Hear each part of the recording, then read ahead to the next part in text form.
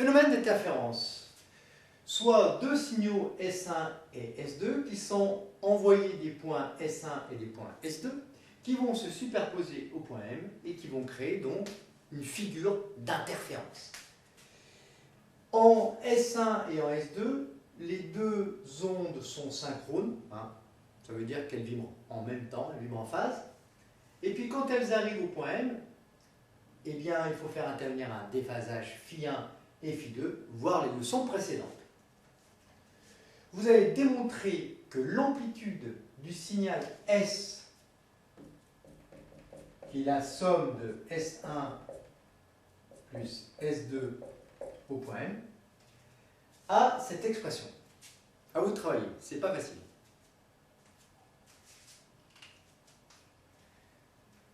Bien, on démarre. Eh bien, on écrit tout simplement que S de t, c'est la somme de ces deux signaux, c'est-à-dire A1 cos oméga t plus φ1 plus A2 cos oméga t plus φ2. Il faut connaître quelques formules de trigonométrie, comme cosinus A plus B égale cos A cos B moins sinus A sinus B. On va utiliser ceci pour exprimer S de t. Donc S de t est égal à quoi?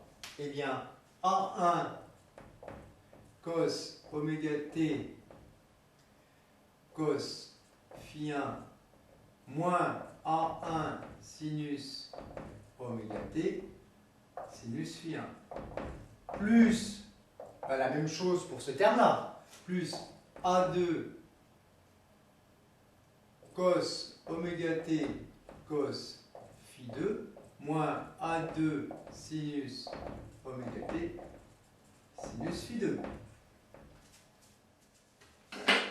Poursuivons, on s'accroche. S de t, qu'est-ce que c'est? Eh bien, ici je vais mettre cosinus oméga t en facteur, donc ça donnera A1 cos φ1 plus A2 cos φ2, facteur de quoi? Eh bien de cos oméga t. Moins, alors moins quoi? Eh bien on va mettre sinus oméga t en facteur, sinus oméga t, facteur de quoi? Eh bien de A1 sinus φ1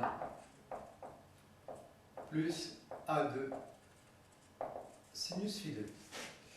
Eh bien S de t, on va pouvoir l'écrire d'une autre façon. Eh bien S de t, ce sera sous la forme suivante, A cos oméga t plus phi. En effet, A cos oméga t plus phi, toujours en reprenant la formule suivante, eh bien ça nous donne quoi?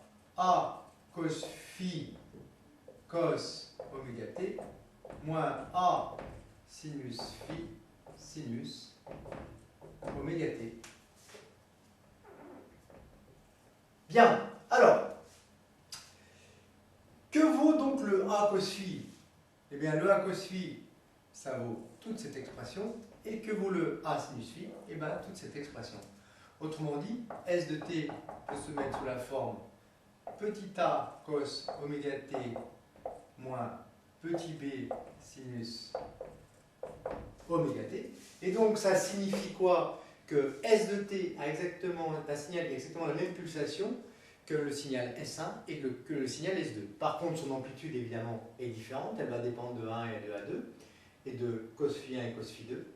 Et puis la phase phi, eh ben, on va la déterminer. Bien. Alors, comment trouver l'amplitude maintenant? Eh bien, nous observons quoi? Si on élève ça au carré plus ça au carré, A carré plus B carré, eh bien, on retrouve l'amplitude au carré. En effet, A au carré plus B au carré, ça donne quoi? A carré cos carré phi plus A carré sinus carré phi. C'est-à-dire A carré facteur de cos carré phi plus sinus carré phi. Et ça fait 1. Donc, que vaut l'amplitude? Eh bien, il nous suffit juste de dire que l'amplitude au carré, est égal à A cos phi qui vaut quoi? Tout ce terme-là au carré. Donc A1 cos phi 1 plus A2 cos phi 2 au carré, plus ce terme-là au carré, c'est-à-dire plus A1 sinus phi 1 plus A2 sinus phi 2 au carré. Presque fini. Qu'est-ce qu'il faut faire? Eh bien, on développe. Allons-y. Donc, A au carré égale. Ce terme-là au carré, ça fait A1 carré cos carré phi 1 plus A2 carré cos carré phi 2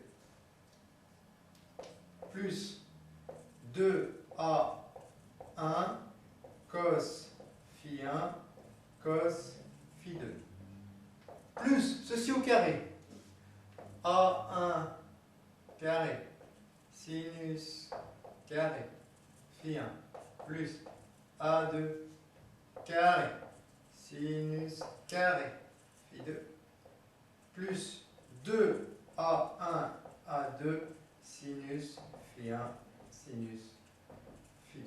Bon, je vous rassure, hein, cette méthode, c'est la méthode lourde. C'est heavy, quoi. Hein.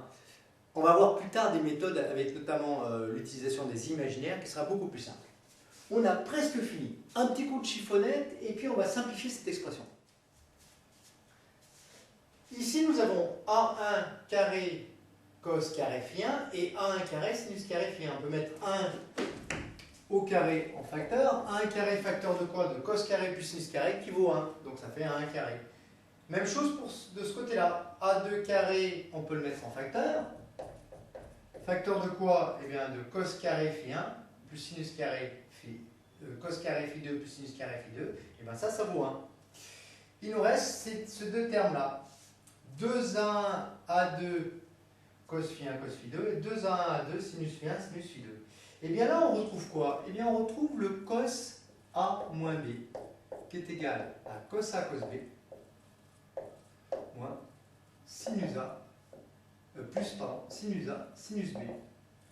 Regardez, cos A, cos B, sinus A, sinus B. D'accord? Alors, ce qui nous donne, donc, pour 1 plus A2 carré, donc ceci, ça nous donne quoi? Eh bien, tout simplement, ici, 2A1, A2, facteur de quoi? Ben, de cos A moins B. Alors, A moins B, on peut prendre cos phi 2 moins phi 1 ou cos phi 1 moins phi 2, c'est pareil. On a presque terminé.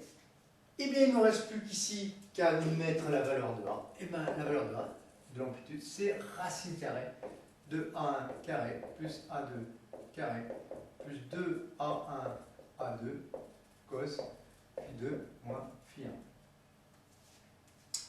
Voilà pour l'amplitude. Alors nous voyons que cette amplitude, elle peut être maximale si ceci est maximal.